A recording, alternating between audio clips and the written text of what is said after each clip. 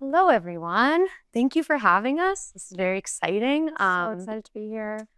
Christina and I are coworkers at a school in Midtown Manhattan that serves students with brain injuries and brain-based disorders. And so we use a lot of assistive technology um, and AAC, augmentative alternative communication, to provide our services. And we're really excited to talk to you today about how that fits into the world of accessibility that we're all part of here. So totally listening using a total communication approach for connection and conversation. Sorry, technology is loading. Always going to be. We're here to talk. Tech is going to be tech. We didn't do the technology. We didn't do the That's okay. It's working. This is just, we have to usually do this, some non-disclosures to let you guys know that we are employees of a school, a nonprofit, and we also are ASHA members. And if you need to contact us, we have our info up there. Mm-hmm. Okay, so we love to start with this. It's the Communication Bill of Rights.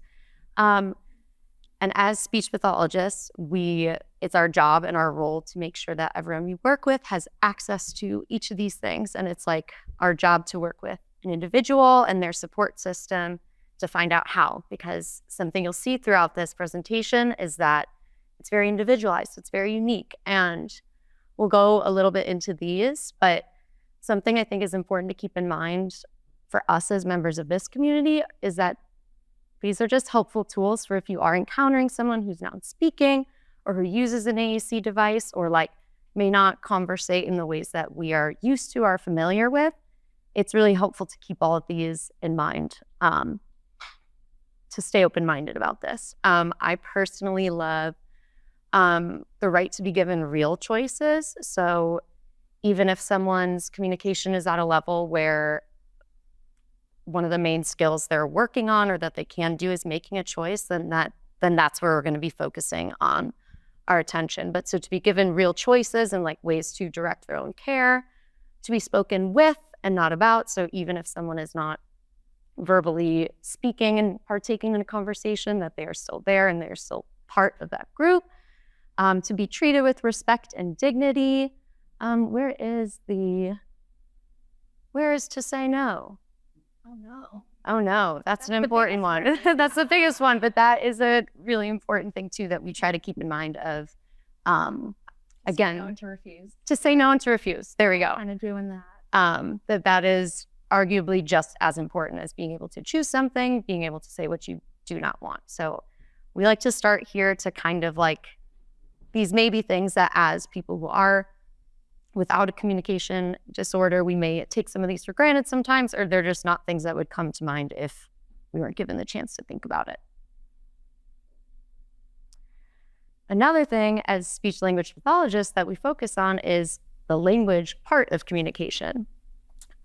Language consists of these three main things, and we're actually just having a great conversation with Sarah, who we met, about the more scientific parts of language and how all these things we're going to talk about do live somewhere specific in the brain.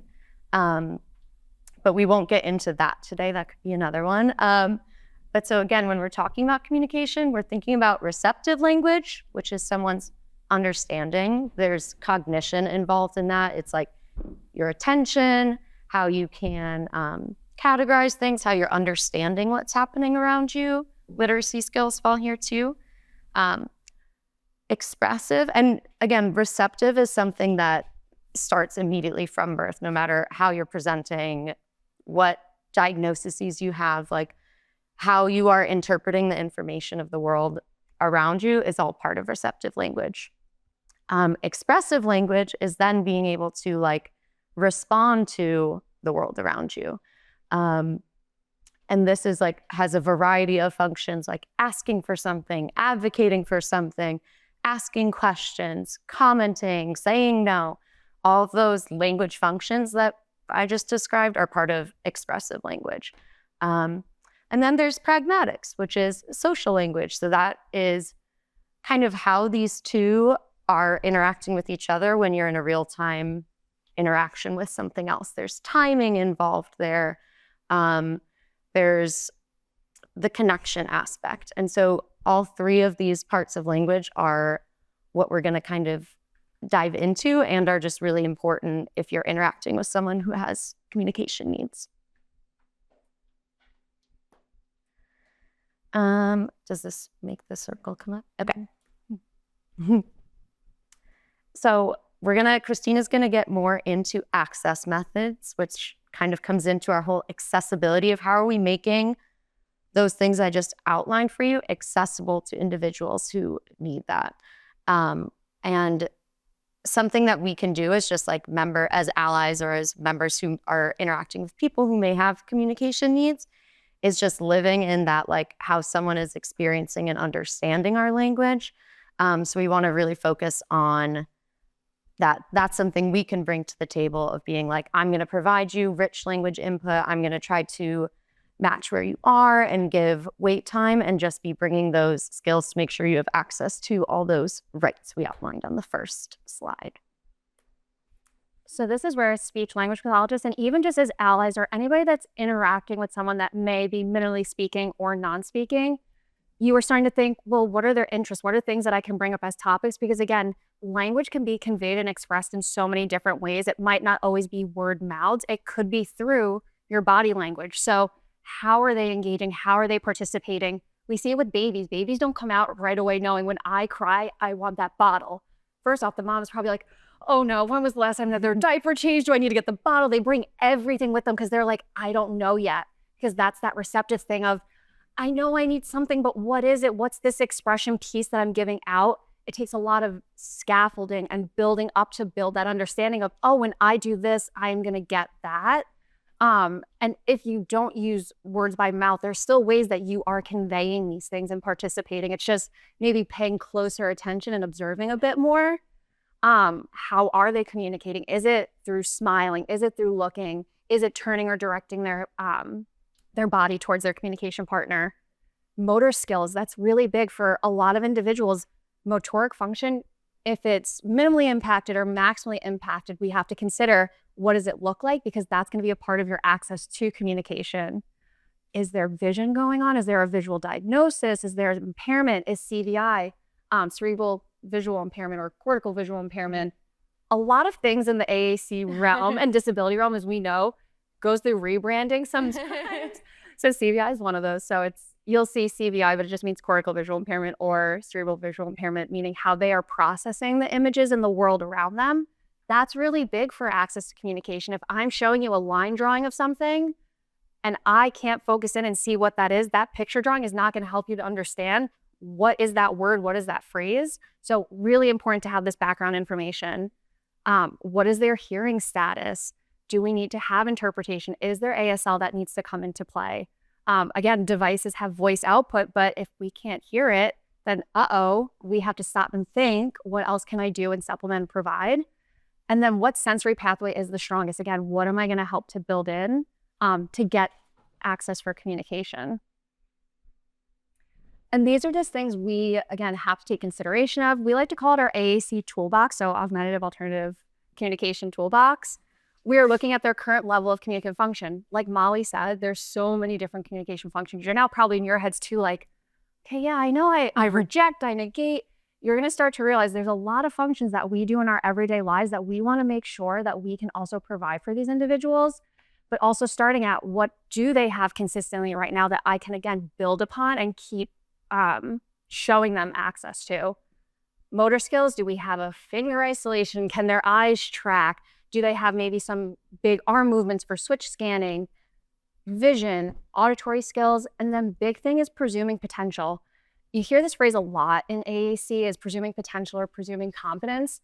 Competence will always have that connotation that you have to like meet the certain criteria in order to like check off and do these things, and people still kind of view AAC that way. It's not. Language is not something to be gate-kept or holding back. We want to presume that you have the potential to learn any language, any skill at any point in your life.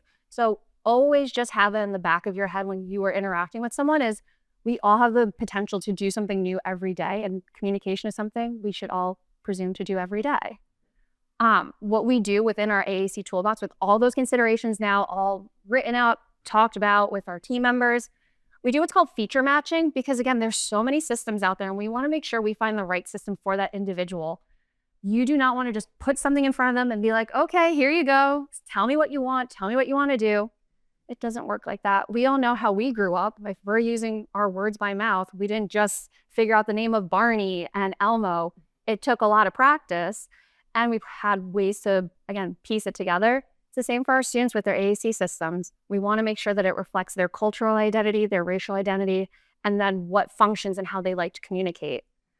We try to make sure that there's this no light to high tech option. Molly's going to go into the types of AAC because there are different forms of it.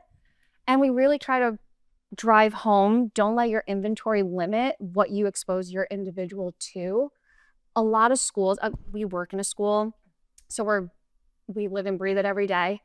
We're held back by funding, we're held back by budgets, so you can only get a certain amount of things, and you're like, oh, well, it would really work for Johnny, but we don't have any more. Well, what else can I make? What else can I build? Is there something else that I can still supplement to teach them so that we are not like losing out on this opportunity, because communication is happening everywhere and every day. We don't want the inventory to dictate what we can and cannot do. That's not fair. That's not respectful. So AAC and communication, it goes, like I said, from light, mid, and high tech. Molly's going to jump into that. And there's different ways that we look at it with vocabulary selection. AAC, we like to consider it robust, meaning it has over thousands of words, and you can use these words interchangeably and mix them about to, again, convey a lot of different things. Vocab is traditionally made up of what are called core words. So these are 80% of the words we use every day. Thank goodness for linguists that sat and researched and did all of this for us. And they then went to these AAC companies to figure out, like, these were the important words. These are the ones you need to use. Because they're the ones that help you to, again, bridge what we call them the fringe words. Those are those like small set of words, specific names of things and places and people. Banana will only get you so far. Great. What is it about the banana? I then could have a core word that comes in to say, like banana. Okay, great. Then I'm going to go run and grab a banana from the bowl. Or if I had stop banana, and then Molly would know, like, okay, I'm going to stop giving you the banana. You need these two sets of vocabulary to supplement each other because one can't live without the other. And thankfully, a lot of these AAC systems do have that flexibility where you have both, because we need to build up their vocab. Because when you have access to all these different types of words, you get to do all these really fun communication functions. Commenting, we work, again, like I said, we're in a school, but commenting is such an important way of life. It's how you build connections with people and conversations. It's a great way to get to know someone as you're commenting on things you see they're doing or what they're saying, and making sure it's not just always positive comments. I feel like people look in the disability realm that everything has to be like, yeah, this is amazing, gung-ho. But not every experience is that way. The human experience is rough. So making sure that there's a balance of that vocab to make sure I can say boring, yuck, all those things that we can do, they should also have that on their device as well. Same with directing comments, stop and slow, making requests, asking questions. That's really big, making sure we understand what a question is and what it can get you. And then advocating, making sure that we are teaching what advocating can build and do to help them with either independence in their life or that interdependence. Like, I may have to rely on someone, but I can still tell them in a way to have autonomy over my body and respect in my dignity. And another visual, if you ever go to an AAC conference or topic, everyone also loves this visual of, sure, I can request, because that's a big thing people do in AAC, is making sure, I want banana, I want cookie. Great, cool. And I see you spitting out the cookie. I think we need some other words we need to bring in and show you, because requesting only gets you so far. A lot of conversations kind of stop after a request. You're like, okay, great, you want the cookie, here you go. There's so much more. We want to make sure that we can express our feelings and opinions, making variety of those comments, initiating conversations, using strategies when misunderstood. That's really big. Sometimes if you don't hear someone, you want to be able to say, like, can you say that again? Or, hi, I didn't catch that. Because AAC, as we saw, technology is not always sometimes working that well. So having a way to back up and do it is great. Complaining, we all can complain about the weather today or the snow we've had. That's really powerful to have access to this kind of vocabulary. Complaining. Love a good complaining. So this is, again, just another visual to show you guys of when we have language development across access methods. If you have a child that can hear that verbal speech and they can also see how your mouth is moving in that way, you have a typically developing child. They don't have a medical diagnosis, no disability. The child uses that verbal speech and you're like, yeah, this is a match. Most of us in this room, that is how we are communicating. But what happens when we have a child that's only hearing verbal speech? So I am just in my therapy session, blah, blah, blah, blah, blah, blah, blah. But the child uses AAC and they're just looking at the screen like, okay, I have all this receptive processing going on. What did she ask me again? And now I got to look and express. They try to use their AAC, but they might not have that connection building just yet.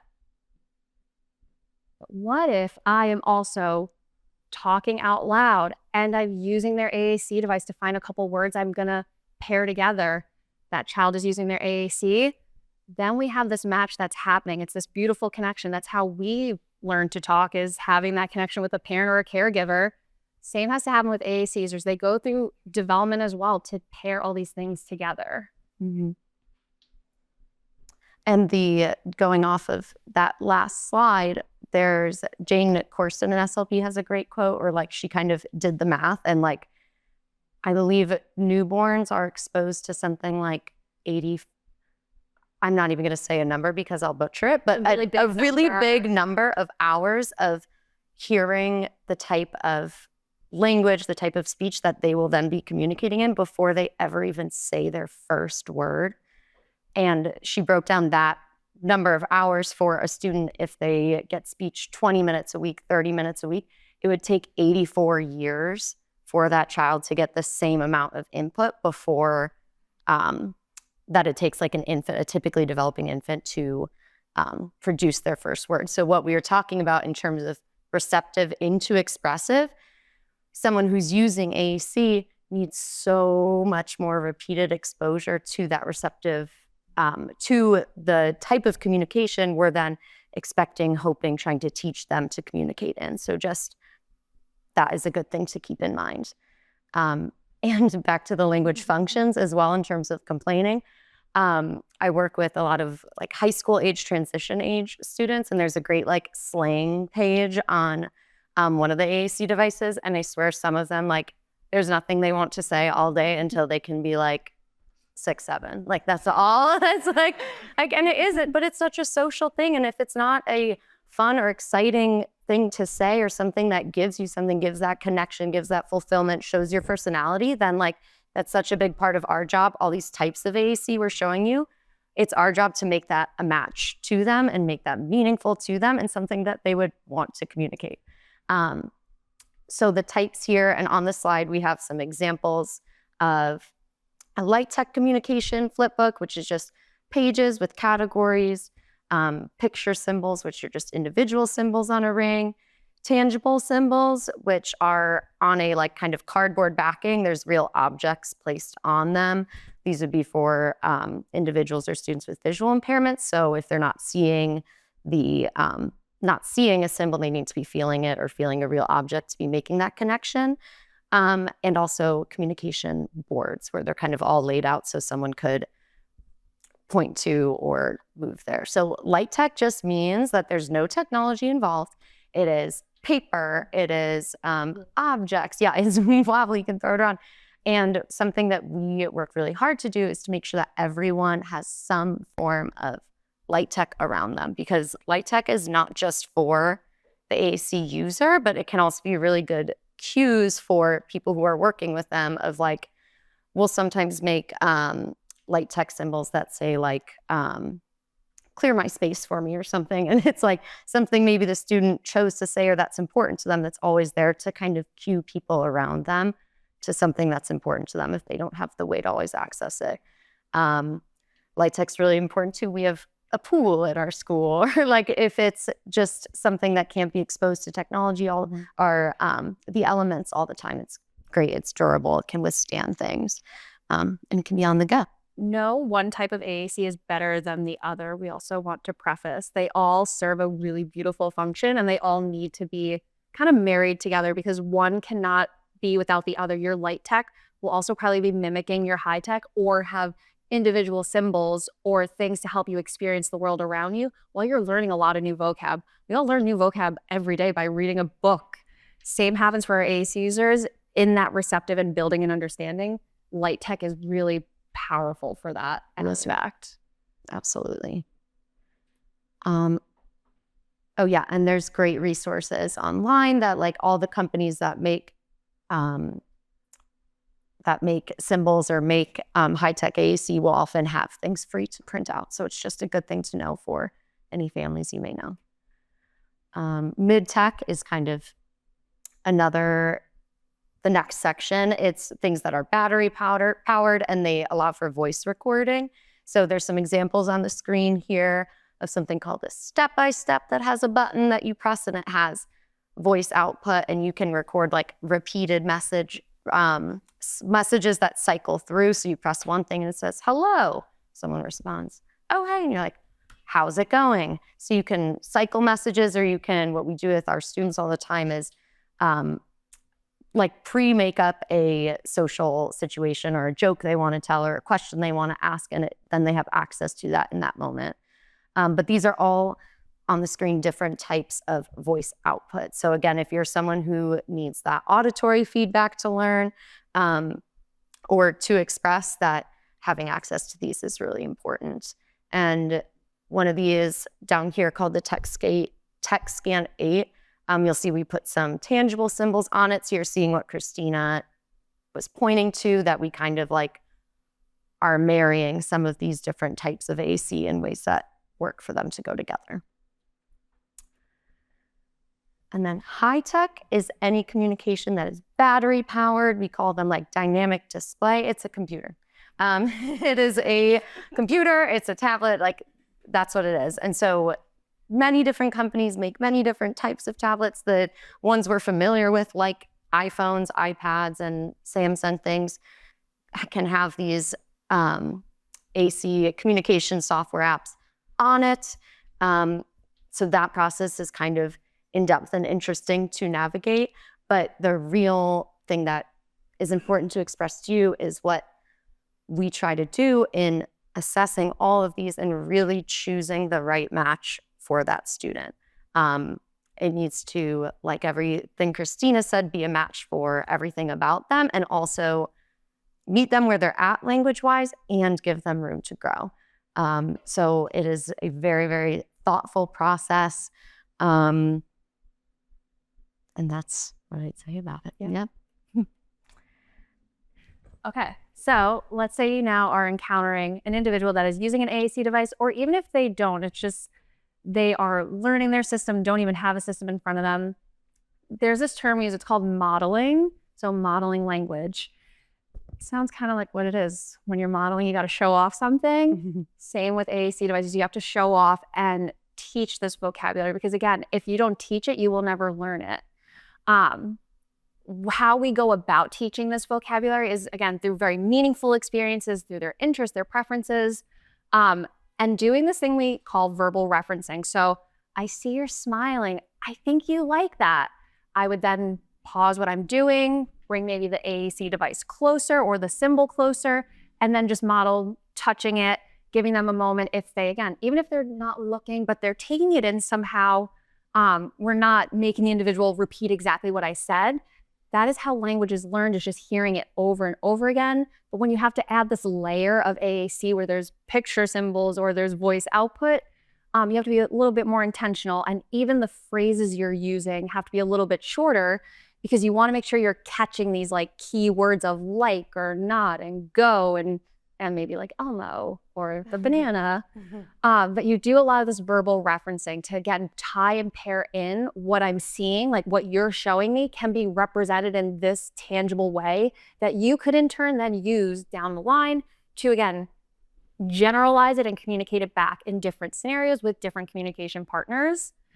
Attributing meaning is really similar to verbal referencing. What makes this a little different is I am not expecting AAC used right back to me. I'm just going to honor and respect whatever mode of communication you are using. So yes, the device might be nearby, but I see maybe you're shaking your head. And I'm going to take that and say, yeah, I think you don't want that. Yeah, it seems like a not.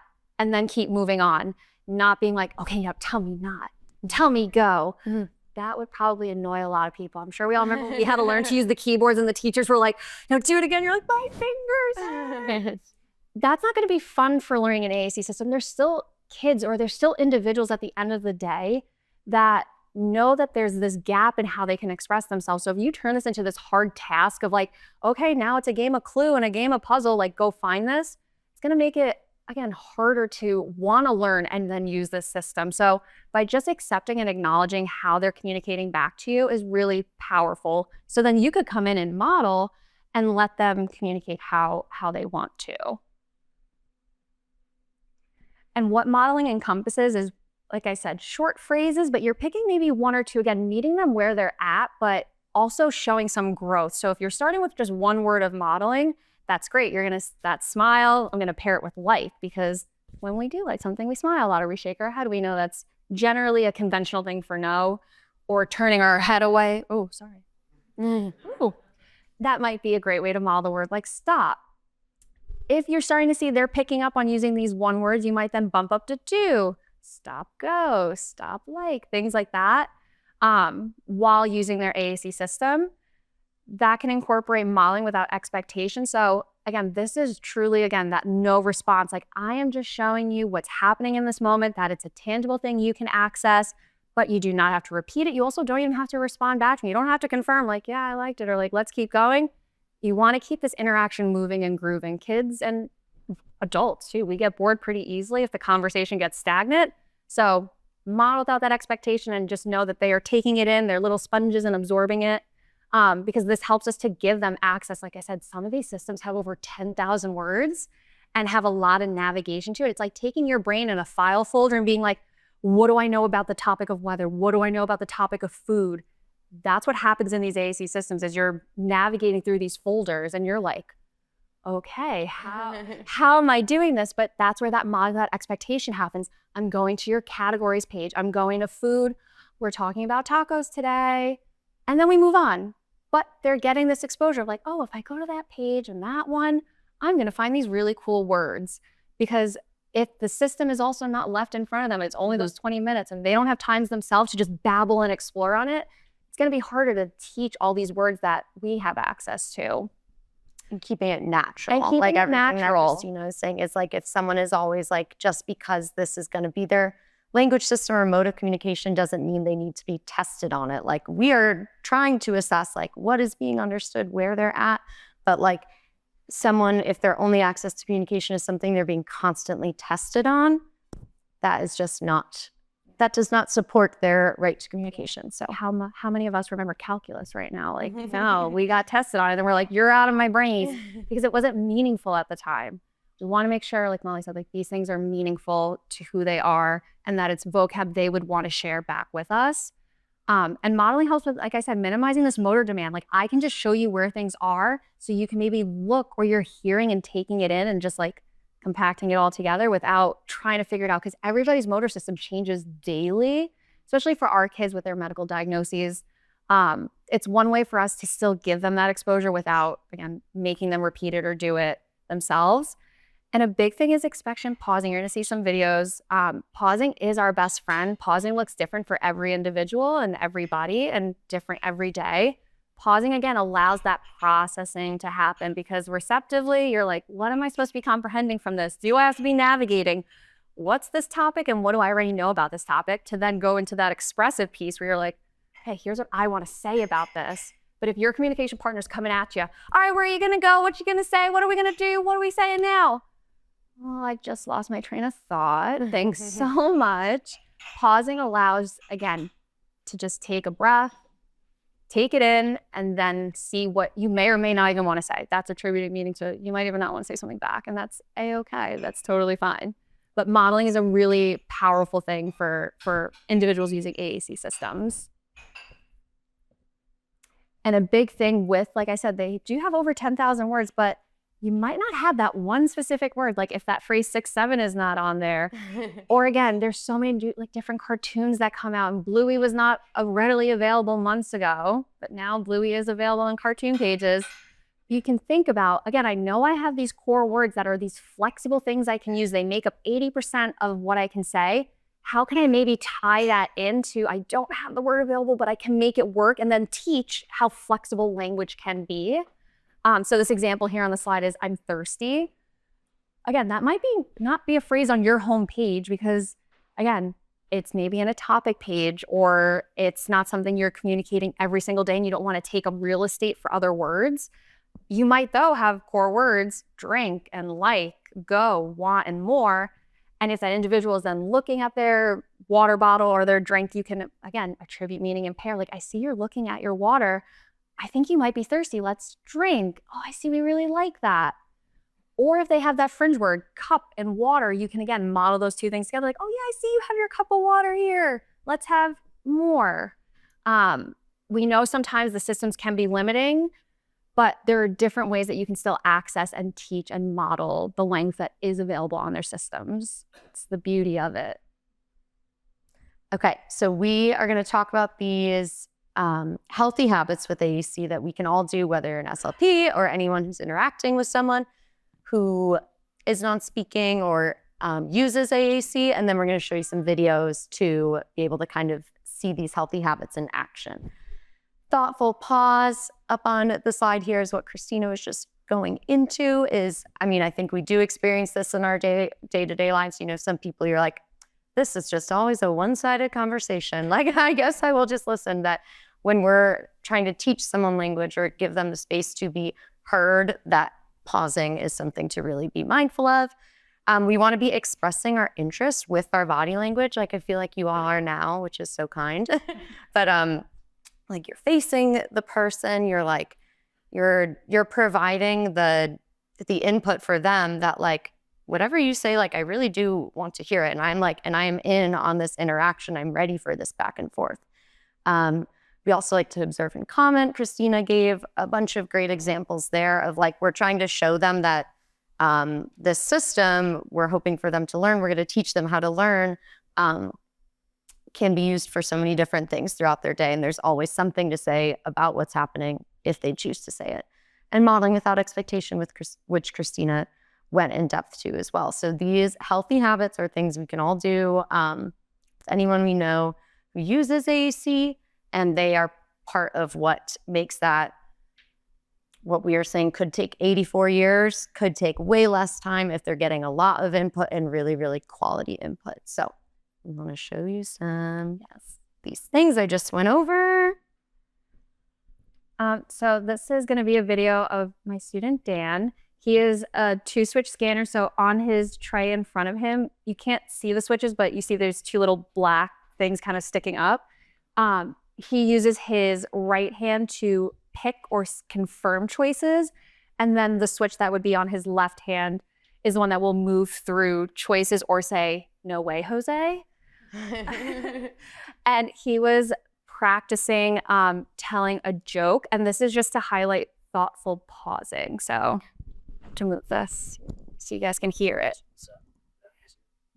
I think they'll be okay.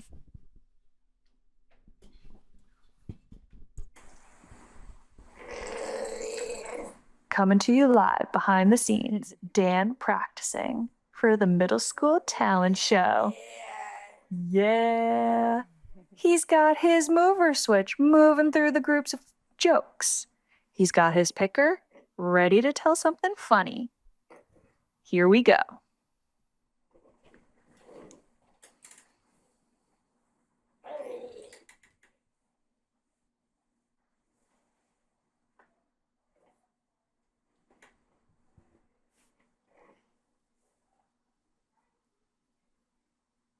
I wonder if anything from the chef group caught his ear. Or will he move to the sheep group? Sheep joke? Sheep making ice cream, kangaroos, prom ghost, brown and sticky, frog's car, duck. If any of those caught your ear.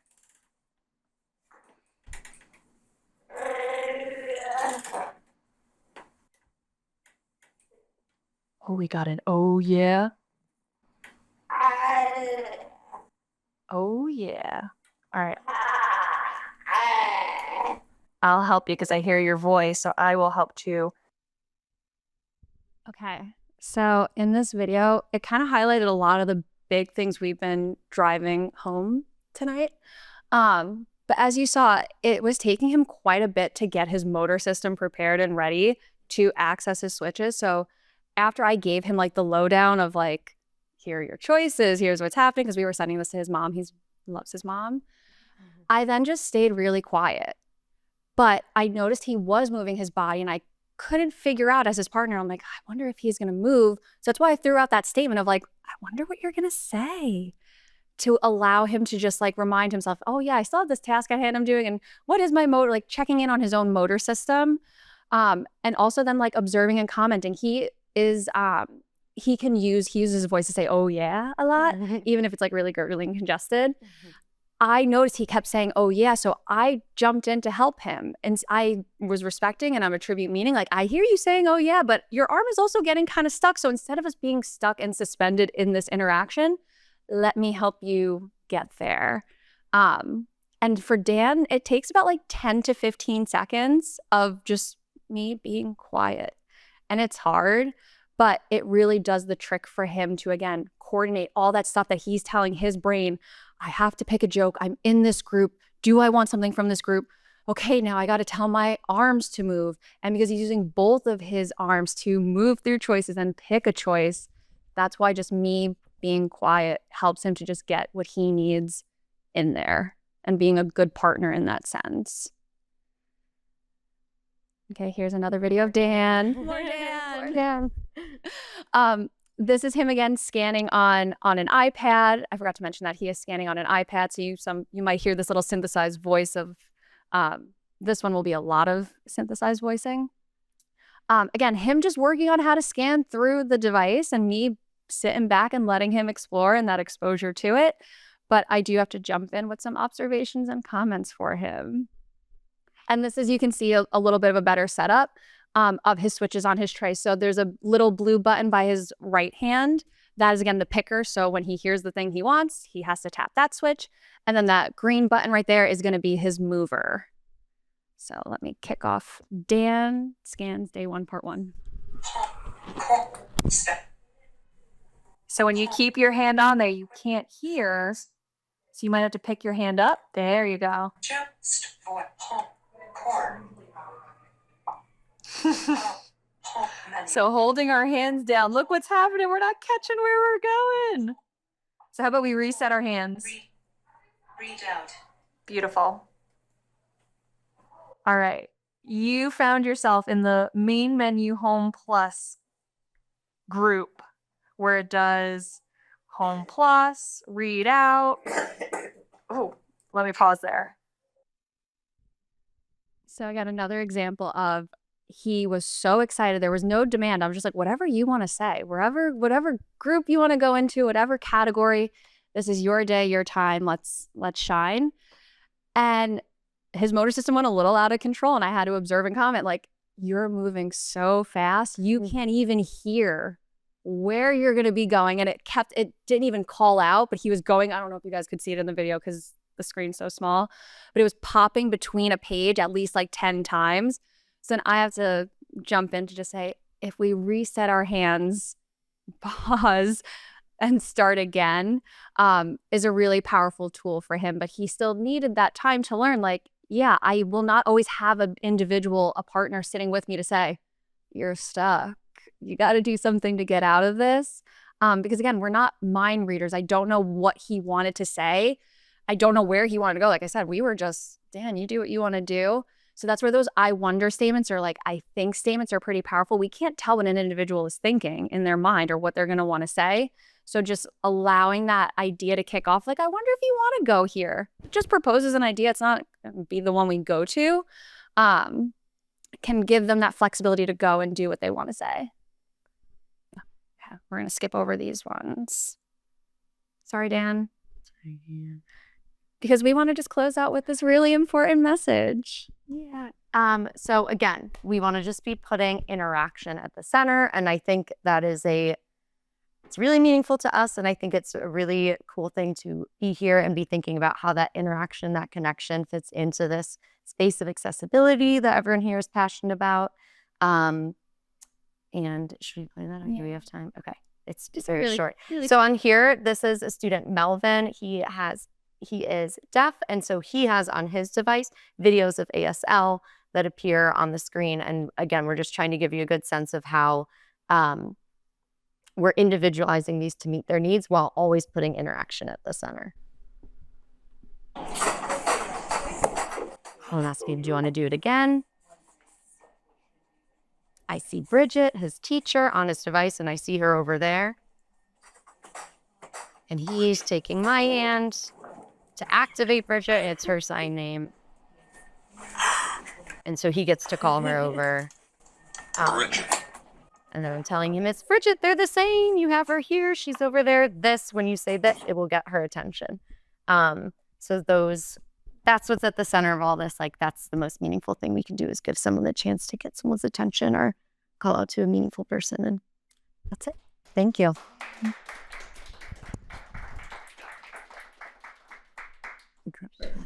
Sure, thank you so much.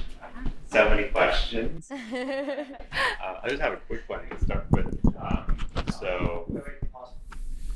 How's the audio for this? We're going. Okay. Just curious for the voice that's used with the devices, for like picking the voice, or devices that allow you to pick the voice. What's some like observations about that process? Okay, great question.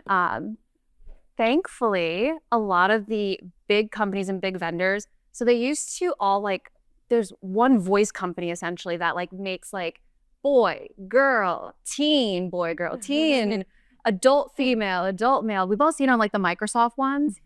But as of this year, a lot of the companies have now realized that you cannot just use those same voices, because in our classrooms, they were all the same voices happening. They are now being way more culturally responsive and even like racially responsive, which is amazing.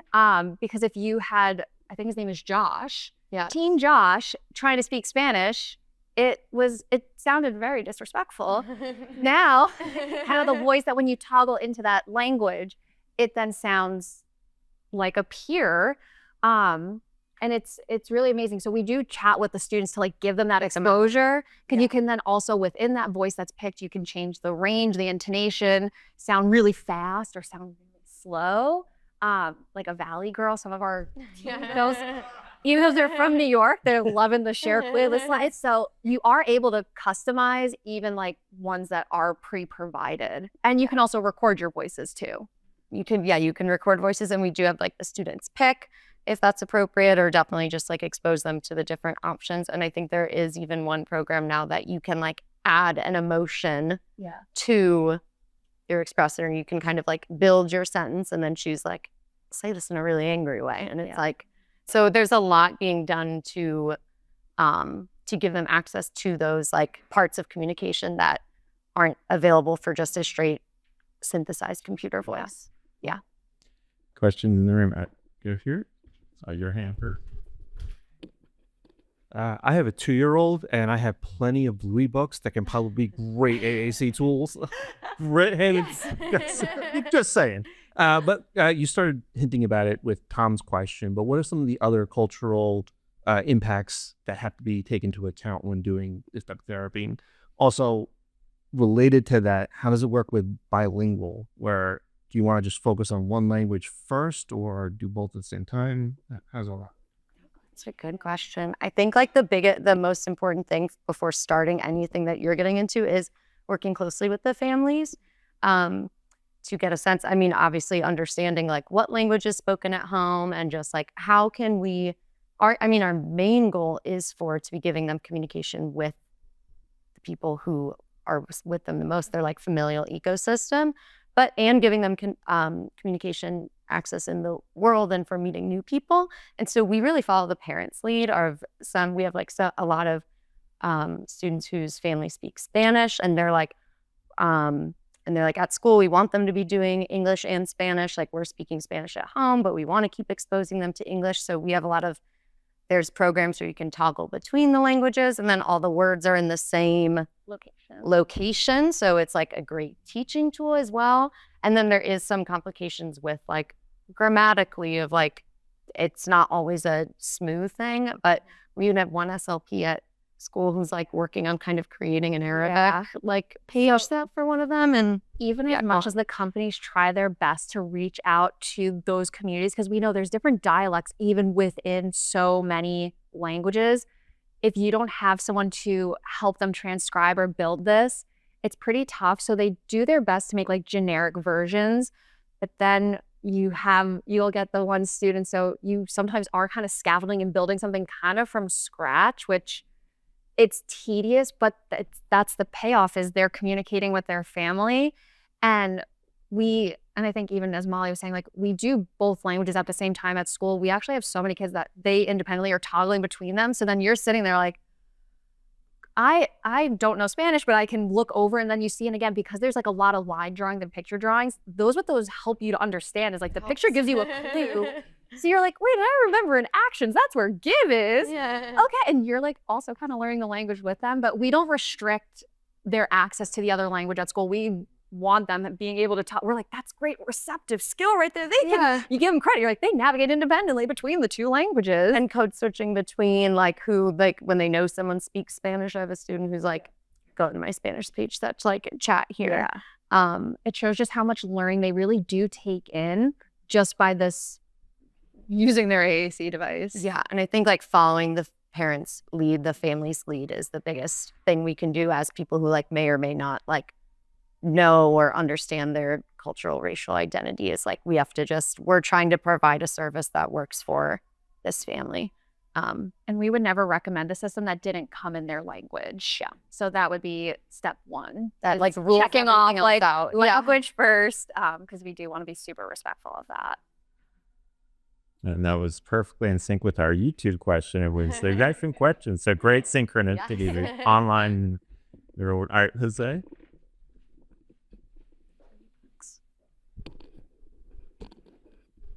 Thank you both for being heroes, especially to a population that probably doesn't get enough attention. Can you talk a little bit about, for really challenging cases, how do you build trust to get them to open up to you? Because what I've noticed being in the space for a very short period is that they're often very scared and traumatized. They're overwhelmed and stuff like that. So how do you get them to really open up and start opening that door? Because that can be the first challenge for a lot of people in this space. Such a good question. I think like that, first of all, so happy that you're like in the space or in spaces and thinking about that, because I think that is just that's where you have to start. When you're helping, communication is like an intimate, vulnerable thing, or you're trying to like help someone maybe kind of like understand who they are, what they think, and how they're interacting with the world. So there is a lot of trust built in there.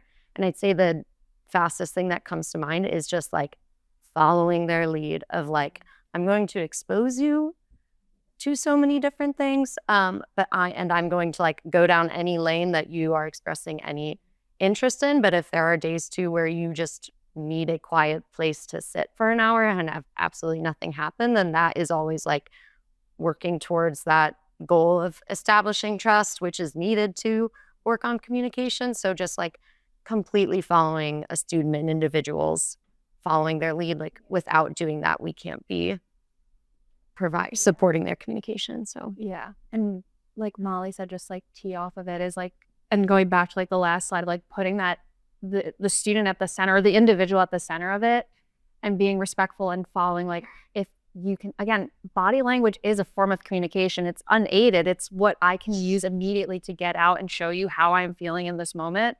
So if that's creating space, because I can see maybe you're angry, and you can say that out loud, like, I'm going to sit over here and I'll come over in a few minutes to check in with you, to again, just give them some value to know, like, I'm here, I'm not going to be far from you. And I even too, like, wouldn't run in with the AAC toolbox if it's like the first or second interaction, because that adds extra pressure and tension where you're like, I just want to come to you like human being to human being.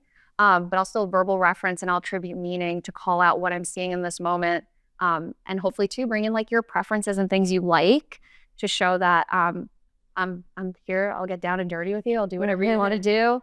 I'll hang out if it's just for 2 minutes, but I'll still be here the whole 60 minutes, but I'll take what I can get. And it just starts from there. And I think like providing them with that sense, like even by doing that of like giving them that space or following their lead in whatever they're interested in, you're providing that sense of like control that maybe they have felt was missing, or why they may feel like traumatized from past experiences of feeling like they're maybe just without access to communication, feeling like they might not have a sense of control over what they're doing, what's being done to them. So I think just first showing them like here, like you are heard and there are like, we are paying attention to you and what you need, and like you have autonomy over this situation and the things you're doing. And how that's shown to varies by individual, but we try to show that to everyone in a way that they can understand and feel. We got one question online, and we'll take one last one in the room. So online, what, if any, AI integrations in AAC have? Of course. Always. Is it a Q&A without I think that could take an AI bot coming? I asked that. AI bot's like, hello. Yeah, AI is fast tracking into AAC rather quickly. It makes me a little nervous. I'm not gonna lie, only because there's still so much with HIPAA and so much that goes into it. But on the flip side, I've used AI in an intentional way with students, of especially programming. And I'm no longer a 16-year-old girl. I don't know all the slang anymore or how I would phrase things a certain way. So I've gone into AI and been like, I had a student that wanted to do her spa day, like her topic page. And I'm like, all right, you want to do all the positive comments. So I typed in AI, like, what would a 16-year-old girl positively comment about her spa day? And it generated like 10 different things. And it was great because then I could scan through with her. It gave her that choice of like hearing it. She picked a few, and then it was like, okay, do you want something different? So then we got more. So I've done it in a way to help my therapy toolbox, but a lot of AAC systems are now integrating it like into the actual programming where like it's going to pre-populate things for you. It can be used simultaneously. So you can like split screen to have AAC system here, and then like the AI like writing wizard on this side, and then they communicate together, which I've seen. It's fascinating and it's cool because then you're not like losing out on communicating. They're like going between each other. But they are quickly trying to bridge them together. And I think like giving our students like access to AI as like children and teenagers like in the world do is just like, okay, well now you do have these like generated phrases that anyone else could look up, or it's like a somewhat neutral because it's synthesizing all this information. It's not coming from someone else. It's coming from how everybody else could get it. And I think there are like the best implications I could think of for AI would be like applying to this community in terms of like a lot of what we talked about with modeling, or if someone kind of needs someone sitting with them to be like, oh, we're talking about drink, and like finding it of like, there have been chats about a system being able to like hear conversation topics that maybe highlight different things on the screen that pertain to it. So like that is kind of like an inherent teaching tool then. And it would be like, you don't need a therapist or someone next to you at all times to be like making those language connections for you, but they can be kind of provided in this way. Or just because the speed of AAC use doesn't always match like a natural conversational flow. We have like one connection, someone we've worked with who is developing like it kind of takes in the conversation and like generates very quickly 3 like jokes or like sarcastic comments for you to choose from and respond with. So there's some very like cool implications in how it can making communication more accessible. But I feel like they are treading more slowly than in others, which is not a bad thing. Yeah. We got that question in there at the end. We'll have the conversation in the room just for afterwards, but we're going to